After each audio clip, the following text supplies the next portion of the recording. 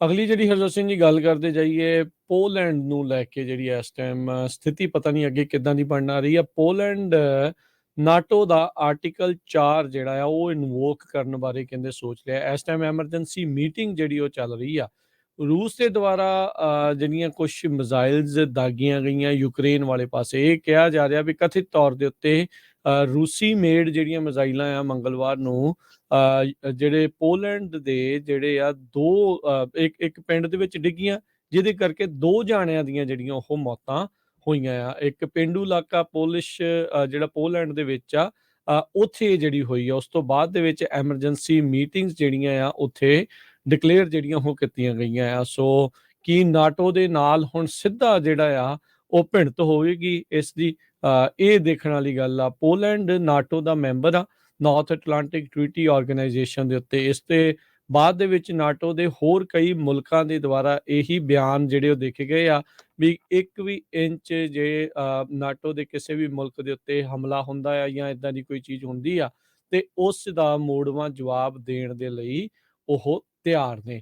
ਬਿਲਕੁਲ ਰੂਸ ਤੇ ਜਿਹੜੇ ਆ ਉਹ ਜਿਹੜਾ ਯੂਕਰੇਨ ਤੇ ਪੋਲੈਂਡ ਦੇ ਬਾਰਡਰ ਦੇ ਉੱਤੇ, ਇਹ ਯੂਕਰੇਨ ਨੂੰ ਟੱਪ ਕੇ ਪੋਲੈਂਡ ਦੇ ਵਿੱਚ ਜਿਹੜੀ ਇਹ ਮਿਜ਼ਾਈਲ ਆ ਉੱਥੇ ਡਿੱਗੀਆਂ ਹੈਗੀਆਂ ਆ। ਸੋ ਯੂਐਸ ਵਾਲੇ ਜਿਹੜੇ ਕਹਿੰਦੇ ਵੀ ਆਪਣੇ ਐਕਸਪਰਟਸ ਆ ਉਹ ਜਿੱਥੇ ਡਿੱਗੀ ਇਹ ਮਿਜ਼ਾਈਲ ਡਿੱਗੀ ਆ ਉੱਥੇ ਘੱਲ ਰਹੇ ਨੇ ਇਸ ਸਾਈਟ ਦੀ ਇਨਵੈਸਟੀਗੇਸ਼ਨ ਜਿਹੜੀ ਆ ਉਹ ਕਰਨ ਦੇ ਲਈ।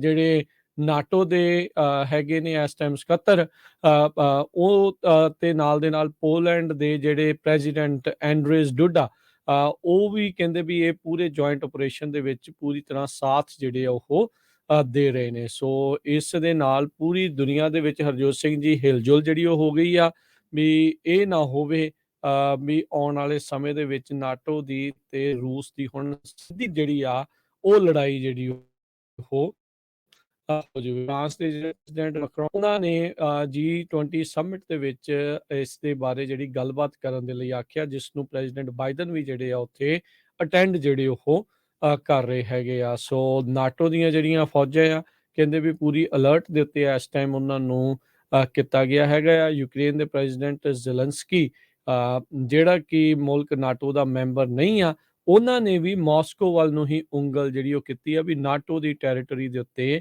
ਇਹ ਹਮਲਾ ਜਿਹੜਾ ਉਹ ਹੋਇਆ ਆ ਤੇ ਕਹਿੰਦੇ ਵੀ ਇਹ ਸਿਗਨੀਫੀਕੈਂਟ ਐਸਕੇਲੇਸ਼ਨ ਆ। ਹੁਣ ਇਹ ਦੇਖਣਾ ਹੋਊਗਾ, ਇਹ ਨਿਰਣੇ ਕਰਨਾ ਹੋਊਗਾ ਵੀ ਕੀ ਇਹ ਹਮਲਾ ਜਾਣਬੁੱਝ ਕੇ ਹੋਇਆ ਜਾਂ ਜਾਣਬੁੱਝ ਕੇ ਕੀਤਾ, ਕਿਉਂਕਿ ਪੋਲੈਂਡ ਦੇ 2 ਬੰਦੇ ਵੀ ਜਿਹੜੇ ਇਹਦੇ ਵਿੱਚ ਮਾਰੇ ਗਏ ਆ ਤੇ ਇਹ ਗੱਲ ਜਿਹੜੀ ਉਹ ਅੱਗੇ ਵੱਧ ਸਕਦੀ ਆ। ਸੋ ਤਣਾਅਪੂਰਨ ਮਾਹੌਲ ਯੂਰਪ ਦੇ ਵਿੱਚ ਇੱਕ ਵਾਰੀ ਫੇਰ ਜਿਹੜਾ ਇਸ ਟਾਈਮ ਬਣ ਚੁੱਕਾ ਹੈਗਾ ਆ।